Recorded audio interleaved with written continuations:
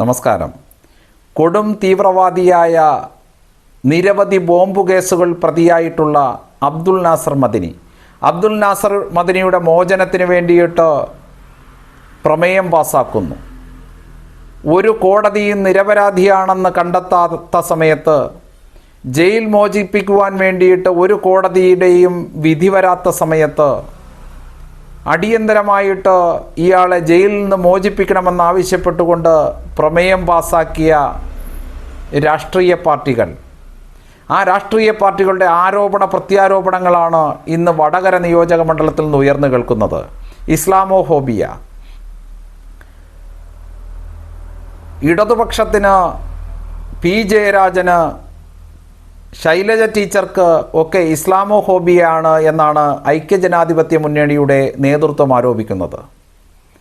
എന്നാൽ ഐക്യജനാധിപത്യ മുന്നണിയുടെ നേതൃത്വം ആരോപിക്കുന്ന ഇക്കൂട്ടർ നാളിതുവരെ കേരളത്തിൽ ചെയ്തുകൊണ്ടിരുന്ന സമാജ പ്രവർത്തനം എന്താണ് എന്ന് ചിന്തിച്ചു കഴിഞ്ഞാൽ, പാർട്ടിയുടെ നിലനിൽപ്പിന് വേണ്ടിയിട്ട്, പാർട്ടിയുടെ വളർച്ചയ്ക്ക് വേണ്ടിയിട്ട് ഇസ്ലാം ഭീകരതയെയും തീവ്രവാദത്തെയും പാലൂട്ടി താലോലിച്ച് വളർത്തുക, ഈ കേരളത്തിൽ സംരക്ഷിക്കുക എന്നുള്ള പ്രവർത്തനം തന്നെയാണ് നാളിതുവരെ കേരളത്തിൽ ചെയ്തുകൊണ്ടിരുന്നത്. അതിൻ്റെ ഏറ്റവും എടുത്തു പറയത്തക്ക ഉദാഹരണമാണ് അബ്ദുൽ നാസർ മദനിയുടെ രാഷ്ട്രീയ പാർട്ടിയായിട്ടുള്ള PDPയുടെ കൊടി ചുവപ്പ് കൊടിയോട് ചേർത്ത് കെട്ടിക്കൊണ്ട് തെരഞ്ഞെടുപ്പിൽ വിജയം കരസ്ഥമാക്കുവാൻ വേണ്ടിയിട്ട് ഇസ്ലാം ഭീകരതയെ കൂടെ നിർത്തിയ ആ ഒരൊറ്റ ഉദാഹരണം കൊണ്ട് കേരളത്തിൻ്റെ പൊതുസമൂഹത്തിന്, കമ്മ്യൂണിസ്റ്റ് മാർക്സിസ്റ്റ് പാർട്ടിക്ക് ഇസ്ലാം ഭീകരതയോട് ഉള്ള നിലപാടെന്താണ്, അതിനോടുള്ള ദൂരം എന്താണ് എന്ന് അളന്നറിയാൻ സാധിക്കും. ഐക്യജനാധിപത്യ മുന്നണിയെ സംബന്ധിച്ചിടത്തോളം ഇസ്ലാം ഭീകരതയോട് ഇതേ സമദൂരം തന്നെയാണുള്ളത് എന്നും മതന്യൂനപക്ഷ വർഗീയ തീവ്രതയെ താലോലിച്ചും പരിലാളിച്ചും തന്നെയാണ് ഇവിടുത്തെ ജനാധിപത്യ മുന്നണിക്ക് നേതൃത്വം നൽകുന്ന കോൺഗ്രസ് എന്ന് പറയുന്ന രാഷ്ട്രീയ പാർട്ടിയും വളർന്നു കൊണ്ടിരുന്നത്, പ്രവർത്തിച്ചു കൊണ്ടിരുന്നത്. ഈ രാജ്യത്തിൻ്റെ വിഭജനത്തിന് പോലും കാരണക്കാരായിട്ട് മാറിയ മുസ്ലിം ലീഗ് എന്ന് പറയുന്ന സംഘടനയുടെ ഇന്ത്യൻ പതിപ്പായിട്ടുള്ള മുസ്ലിം ലീഗിനെ ഘടകകക്ഷിയായി കൂടെ നിർത്തിക്കൊണ്ട് തെരഞ്ഞെടുപ്പിനെ നേരിടുമ്പോഴും ഇക്കൂട്ടർ വാദിക്കുന്നത് മതേതരത്വത്തെക്കുറിച്ചാണ്, ഇക്കൂട്ടർ പ്രസംഗിക്കുന്നത് വിശാലമായിട്ടുള്ള മതസൗഹാർദ്ദതയെക്കുറിച്ചാണ്.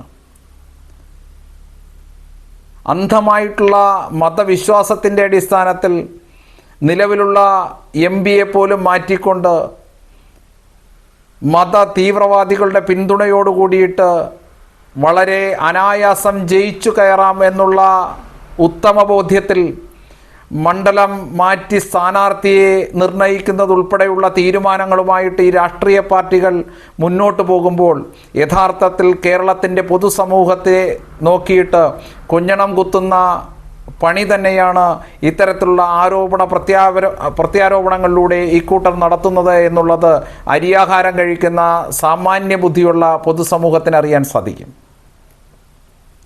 എത്രയെത്ര തീവ്രവാദികളെയാണ് ദേശീയ അന്വേഷണ ഏജൻസികൾ കേരളത്തിൽ നിന്ന് അനുദിനം കയ്യാമം വെച്ചുകൊണ്ട് തീഹാർ ജയിലിലേക്കോ അല്ലെങ്കിൽ രാജ്യത്തിൻ്റെ വിവിധ ഭാഗത്തുള്ള ജയിലറകളിലേക്ക് കൊണ്ടുപോയിക്കൊണ്ടിരിക്കുന്നത് എന്നുള്ളത് മാധ്യമങ്ങളിലൂടെ നാം അറിഞ്ഞുകൊണ്ടിരിക്കുകയാണ്. ഭാരതത്തിൻ്റെ സൈന്യത്തെ കാശ്മീരിൽ ആക്രമിക്കാൻ പോലും തയ്യാറായിട്ടുള്ള, പരിശീലനം നേടിയ ഇസ്ലാം ഭീകരവാദികൾ ജനിച്ചു വളർന്ന നാടാണ് കേരളം. സിറിയ പോലുള്ള രാജ്യങ്ങളിലേക്ക് മനുഷ്യ ബോംബായിക്കൊണ്ട് മനുഷ്യരെ കൊന്നൊടുക്കുവാൻ വേണ്ടിയിട്ട് മതത്തിൻ്റെ പേരിൽ മതപരിവർത്തനം ചെയ്ത് ആളുകളെ റിക്രൂട്ട് ചെയ്ത് കൊണ്ടുപോയ നാടാണ് കേരളം.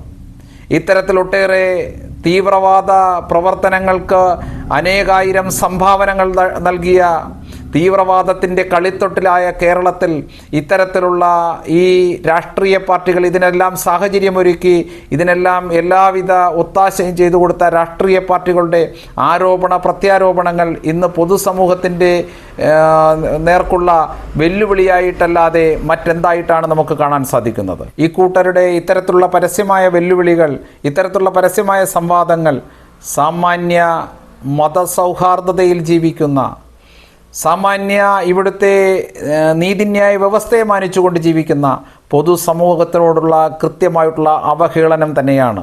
അതുകൊണ്ട് തന്നെ ഇത്തരത്തിലുള്ള ജൽപ്പനങ്ങൾക്ക് നേരെ നാം തികഞ്ഞ അവജ്ഞയോടുകൂടിയിട്ട് അവഗണനയോടുകൂടിയിട്ട് പെരുമാറേണ്ടത് കാലഘട്ടത്തിൻ്റെ അനിവാര്യതയാണ്. നന്ദി, നമസ്തേ.